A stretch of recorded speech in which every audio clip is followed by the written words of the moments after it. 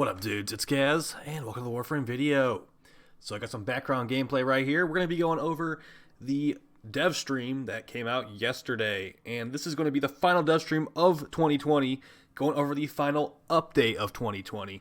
And we've got quite a few topics here, and, you know, it might just be, most of it might be just lip service, but we are apparently going to be getting the new event and the new frame coming out this upcoming week on PC.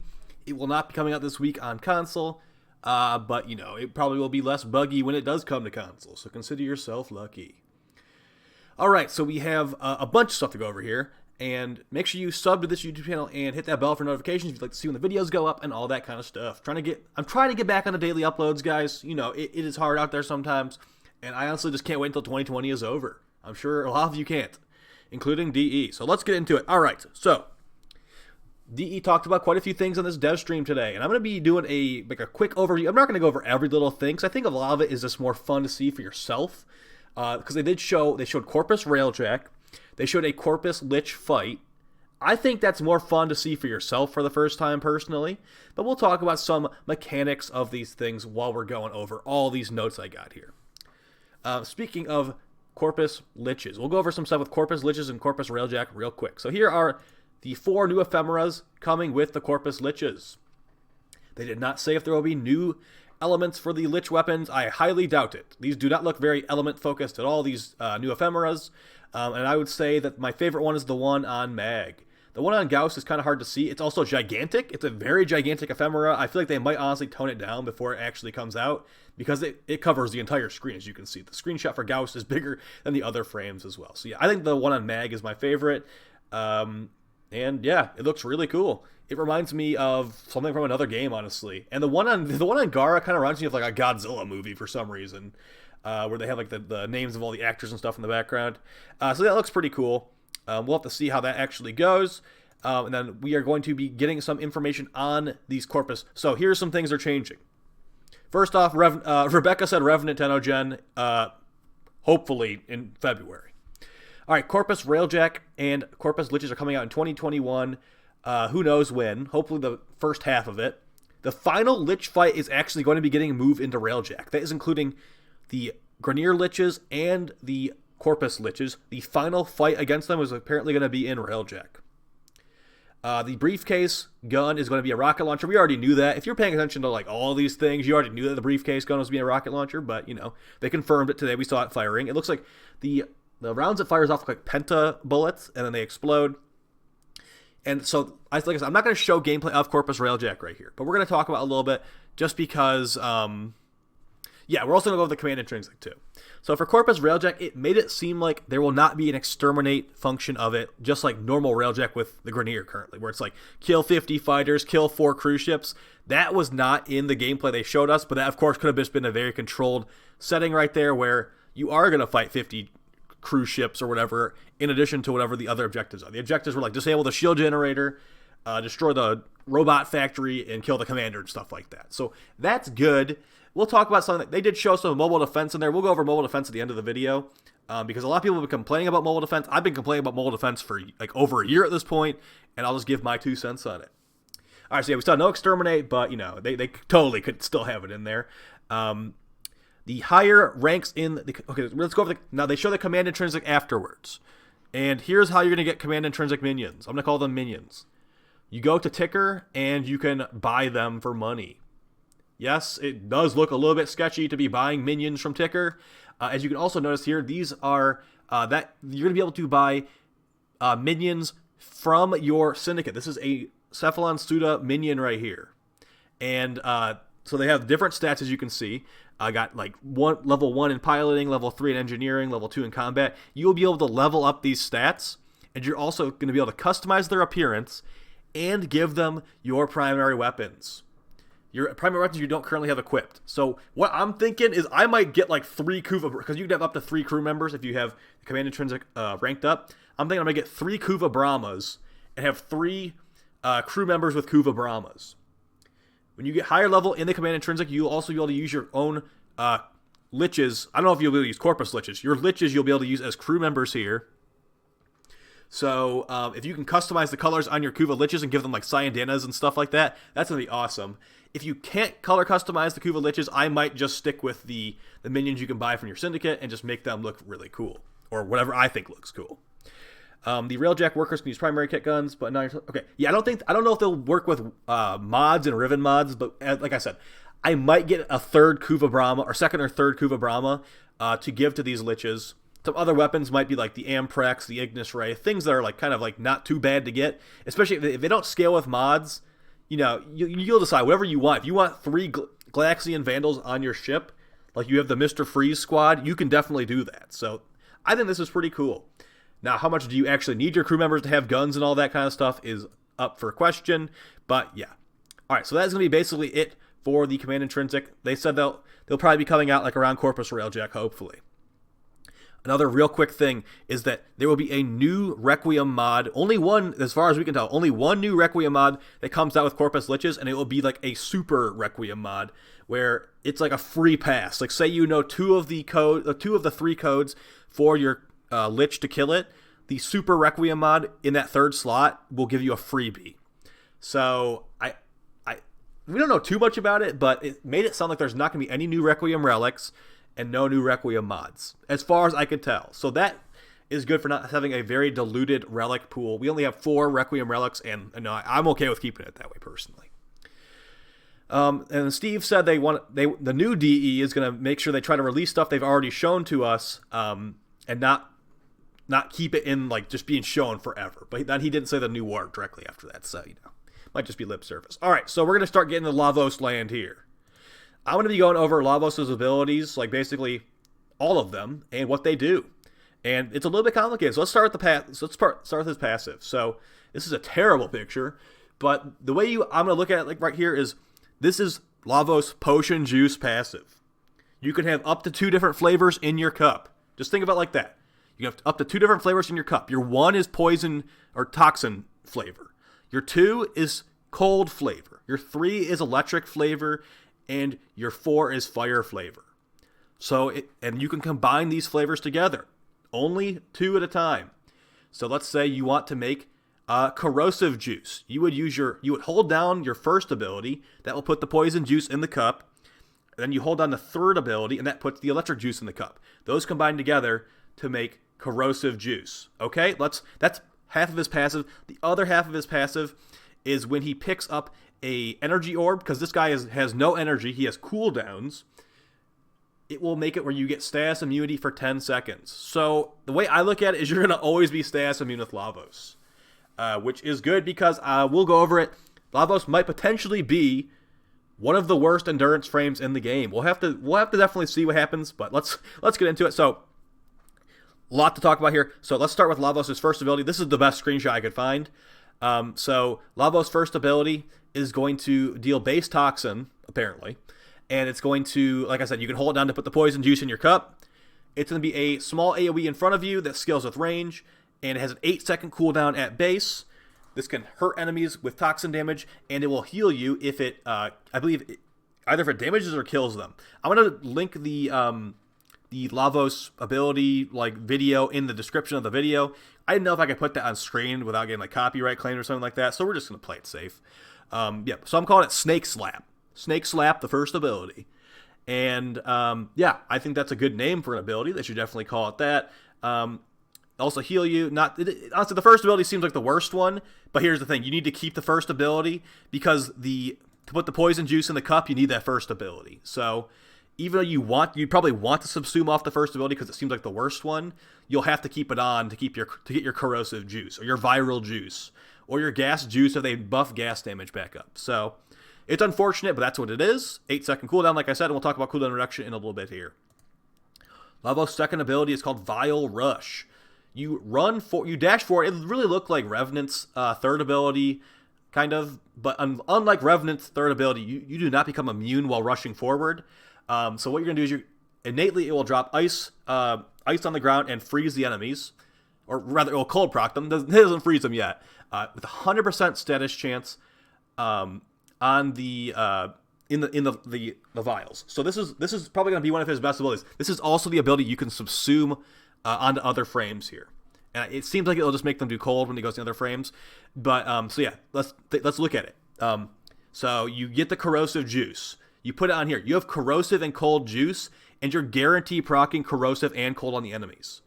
And the way that it seems, you will not overwrite the elements on your stuff. So you will basically have corrosive and cold. It won't make it like some weird, like it won't change it to something else. It will be in addition to what is based on the ability. So you will never make it like, say you wanted to put electric and corrosive on your 3, which is also his third ability does electric. It seems like you'll be able to do that. I don't know if, because potentially that wouldn't work because you can't normally have corrosive and electric on the same weapon, but we'll end up seeing what happens when Lavos comes out. We had about like 20 minutes of Lavos gameplay to go over, and the biggest thing that showed was like blast toxin, which is already a possible combination of elements. So we'll have to see if the unattainable elemental combinations are possible with Lavos here. As we show right there, 5-second cooldown on that ability, and you are not invincible while during it. Okay? It's going to deal some damage as well. Alright, now here's where cooldown stuff comes into play. So we've got Lavos' third ability. That's actually his 4th ability. Whoops. Okay, here's Lavos' third ability, Transmutation Probe. We're also going to put the efficiency stat on the screen for Lavos. So what this one will do is it's going to make it where you throw out like a little, like it's the lamp. It's the lamp that you've probably seen with Lavos. You throw a little drone forward.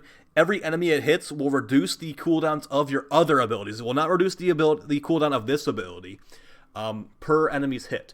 And the more efficiency you have on the build, the more cooldown reduction you get from hitting these enemies. So Rebecca conveniently had 50% efficiency on her build, and it gave 0.5 seconds per enemy hit. So that would mean if you have 175% efficiency, which is the cap in this game, you would get 1.75 cooldown reduction per enemy hit. And that is honestly not super. The only thing that's going to really matter for is for Lavos' 4, because Lavos' 4 has a 30-second cooldown. The other abilities are like 8 and 10 seconds, or 8 and 5 seconds, and this ability does not have cooldown reduction on it. So I don't think efficiency will be very important on Lavos, unless you are super dependent on his 4, which we'll go over in a second here. Okay, so what this one will do is basically you throw the drone over enemies or over health orbs, energy orbs, and it will turn it into a universal orbs that provide both ammo, or not ammo, it will provide health and energy, and then like I said, energy orbs give him status immunity for 10 seconds, and it will also turn ammo into universal ammo pickups. So if you have like a negative ammo situation going on, that will help you just get more ammo. It will also electrocute enemies that are hit by the drone. So this seems like a relatively good ability, and you'd probably never want to subsume this ability off on Lavos. Not only is electric a pretty good element, you're going to be using it to reduce your cooldowns. And like I said, no energy, just cooldowns on this frame. So yeah, definitely it seems like a pretty good one right there, Transmutation Probe.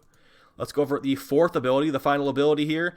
And this one's going to give you heat damage. It's his 4th. I'm calling it Release the Plague Snakes, because he releases the snakes on his they're snake robots kind of, so they fly outwards and they will hit enemies and deal base fire damage. So you could do corrosive and heat on here if you wanted. We'll see if like other elements are possible. You could do viral heat on this. That's probably going to be one of the best ones to do.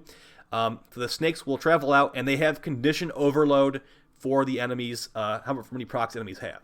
So they said double the damage per enemy stats effect on them, so that could be pretty good. I mean, this is with a really high strength build. It looks like about 1680 base damage. I can't really tell. They're covering up the 1,000 number there, but they multiply that by like 5, 6. That's a decent amount of damage. Now, here's the problem. This appears to have line of sight, and it has a 30-second cooldown.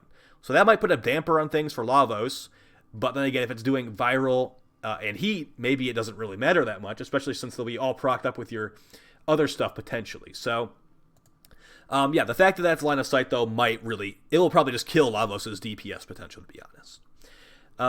Alright, so that is basically all 4 of his abilities. To go over it really quickly, your passive, it lets you put the juice in the cup. You can have 2 different flavors combined together, or you could if you just want to put heat on the first ability, you could do potentially fire and ice, or on like the second ability or whatever. The first ability is the snake slap, where it will heal you, and it has base toxin. It does not seem like a very good ability, but you need to have it on there, it seems like, to get that toxin juice in the cup.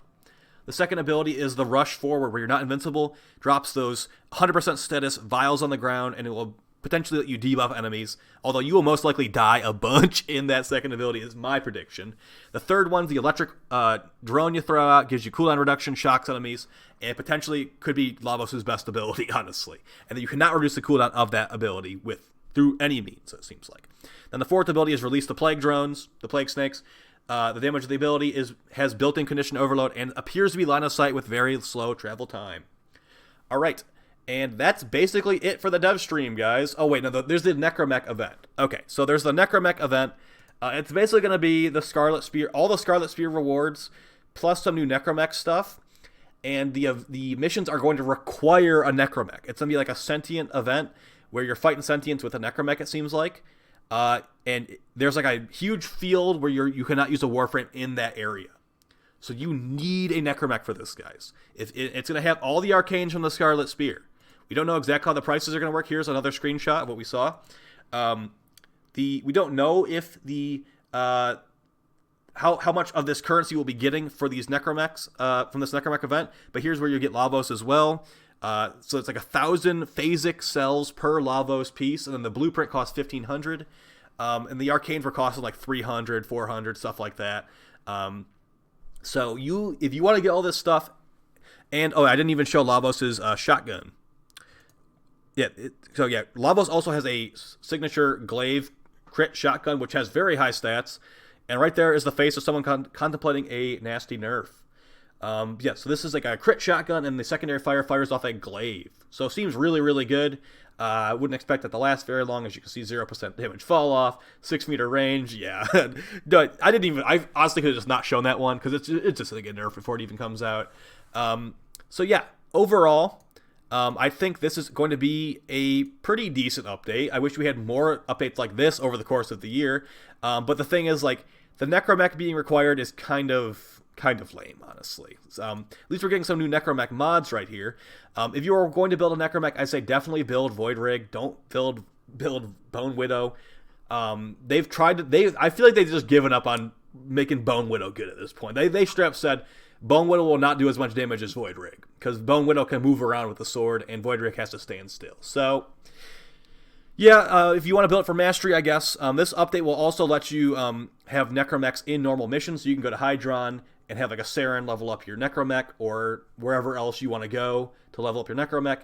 And remember, they made it where if you want to get full Mastery fodder out of the Necramech, you need to put 5 form on it, just like a Kuva Lich weapon.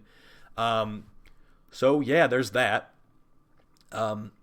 And so let's go over some of my thoughts on this. I think Lavos looks decent, although I think so here's the thing. You could not use shield gating with Lavos through like Augur mods and Brief Rest because you do not have energy costs. I'm not sure how Helminth will work with Lavos, putting like Pillage on him or something like that. I don't know if that will have a cooldown as well. That will be bad. And I think they should just give him invincibility during his 2 possibly, because Excalibur and Revenant have it. The new event is going to be like the Scarlet Spear, but with missions that require the Necramech, unlike missions that required like the Railjack or the Squad Link, whatever it was called. Steve did say you'll be able to rent a Necramech or whatever that means, but he said it will be a bad Necramech, so that when they're saying things are bad, that's when you know they're trash. So, Corpus Lich weapons, so the ones that leaked a couple like days ago, I think those need to be stronger than they got leaked as, because if you're gonna make me farm Kuva Liches again besides just the ephemeras, you seriously, they better be good weapons, honestly, especially since they'll have 0.5 disposition Rivens. The Riven hype for those Kuva weapons really pushed them a little bit harder than they probably should have. And let's go over mobile defense. So, DE did show mobile defense in Corpus Railjack, and here's what I've been saying for over a year at this point. Ever since like the second time Plague Star came back. So a lot of people have been complaining about it, how mobile defense is one of the worst game modes in the game, and I agree. I 100% agree. Mobile defense is, if you think about it, mobile defense is the only game, one of the only 2 game modes in this game where your skill and your good gear does not make the mission go faster. If you think about it, I guess survival is also similar to that, but survival is like a 5-minute timer. At least you can kill more stuff in survival and have more fun. In mobile defense, you cannot make that 1.5-minute timer go any faster no matter what you do. I personally feel like for an expression of skill and things like that, if I keep all enemies away from the mobile defense objective, shave off like 20-30 seconds. Or alternatively, make it where enemies are spawning around the the mobile defense objective, and they're like maybe beefier enemies that are actually going to threaten the mobile defense objective possibly. If you kill them, they drop like the hacker code or whatever, and it makes the hack go faster. There's things like that. Expressions of skill. Expressions of my gear. I've put a good build on my weapon to kill these specific beefier mobile defense guardian dudes. And now I'm actually being rewarded for this crap. Another reason why I did not finish the Steel Path immediately is because there are so many mobile defense missions in this game. There's like 1 or 2 on every planet. It's ridiculous. They really do need, they need to make a mobile defense change, especially since every other event seems to have mobile defense in it. If you look at the Scarlet Spear, look at Plague Star. Those have mobile defense all over the place. Even like the new bounties, the Deimos Juggernaut bounty, that's literally a mobile defense. Mobile defense where the mobile defense target is walking around with you. So that definitely should get changed. I'm going to have a thoughts on WARFRAME in 2020 and my hopes for WARFRAME in 2021 video coming out relatively soon here. We're also going to have lots of build videos on the channel. This event will be coming out in the next week is what they said. So expect lots of coverage on that. We'll see how that reward flow is feeling. You're going to be able to get guaranteed Arcane Energizes, guys. So if you want to get that Arcane Energize guaranteed, it's coming up. And you don't have to pay any plant for it. So get that Void Rig ready. And we will see how that event goes. Like I said, no spoilers there for that. They didn't show too much of it, so I'm not going to make like a event guide before it even comes out. Besides, get a Void Rig. Maybe mod it for Corrosive, since I believe the Sentients are weak to Corrosive. And there you go. That will be a good start for you at least. So I'll talk to you guys next time. Hope you found the video helpful. And yeah, take it easy, guys. Peace.